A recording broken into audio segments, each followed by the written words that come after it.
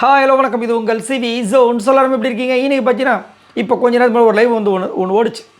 அதை பார்த்தோன்னே கடுப்பாயிடுச்சு. அதுக்கு முன்னாடி வந்துட்டு அரோரா கிட்ட கமருதீன் பேசுகிற விதங்களை பார்க்கும்போது தெரிஞ்சு போச்சு. என்ன இவங்க பேசுகிற போகிறாங்க, மிஞ்சி போனால் வந்து விஜய் பார்வதியை கலாய்க்க போகிறாங்கன்னு நினச்சேன். கொஞ்ச நேரத்துக்கு முன்னாடி சரி போயிட்டு வந்துடுவோம் அப்படின்னு சொல்லிட்டு ஒரு கடைக்கு போயிட்டு வரதுக்குள்ளே பார்த்தீங்கன்னா ஆள் மாறிட்டார். ஒரு கேள்வி கேட்குறாரு விஜய் பார்வதி பற்றி. பார்த்து கேட்குறாரு. அந்த பொண்ணு ஹாடி போயிடுச்சு. அப்படியே என்ன டியூட் என்ன பேச்சு பேசுகிற அப்படின்னு.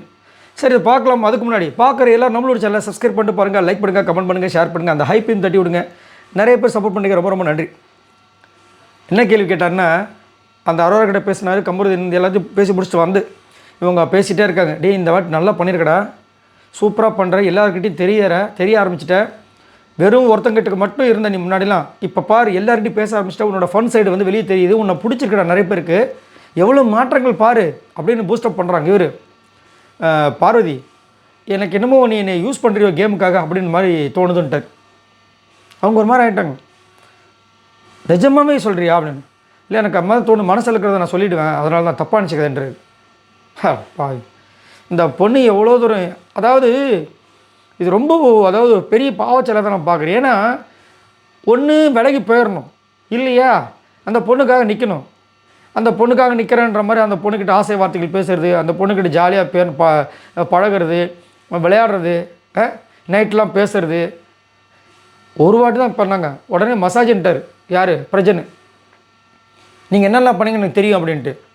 இவ்வளோ விஷயங்கள் அந்த பொண்ணுக்கிட்ட இது பண்ணிவிட்டு இப்போ வந்து கடைசியில் வந்து கழட்டி விடுறாரு. நீ என்னை வந்து கேமுக்காக யூஸ் பண்ணுற மாதிரி தோணுது, நான் நல்லா தான் விளாட்றேன். அப்படியே மூஞ்சி மாறி போச்சு, சிரிப்பே இல்லை அவர்கிட்ட. என்னடா 4 பேர் 4 விதமாக பேசிட்டு தானே இருப்பாங்க. இந்த கேம் முடிகிற வரைக்கும் பேசிட்டு தான் இருப்பாங்க. நம்ம தானே அதை முடிவு பண்ணோம். நீ என்ன இப்படி பண்ணிகிட்ருக்க, போய் புரிஞ்சுக்கடா அப்படின்றாங்க.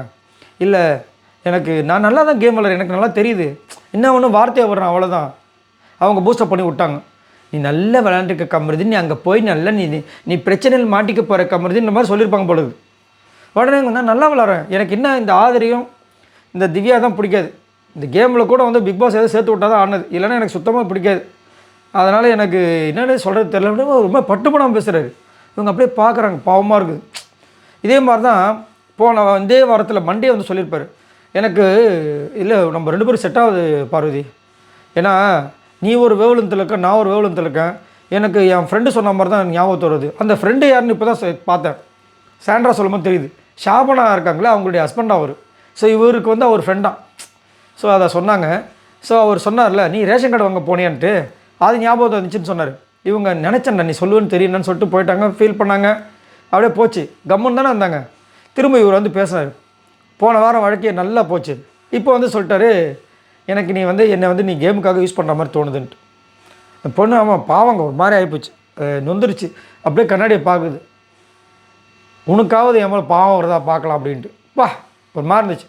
சரி இதை பற்றி உங்களோட கருத்துக்களை சொல்லுங்கள். ஏன் இந்த மாதிரி ஒரு சில பேர், இவங்கன்னு இல்லை விஜய் பார்வதின்னு நான் சொல்ல மாட்டேன், நிறைய பேர் ஒரு அன்பை வச்சுட்டாங்க அப்படின்னா அவங்க என்ன பண்ணாலும் சரி பின்னாடியே போகிறாங்க. ஆனால் அந்த அன்புக்கு உண்மையிலேயே மரியாதைக்கு ஒருத்தான ஒரு போர்சனான்றதை அவங்க யோசிக்கணும். அவங்க நல்லவங்களோ கெட்டவங்களோ அதெல்லாம் அப்பாற்பட்டது.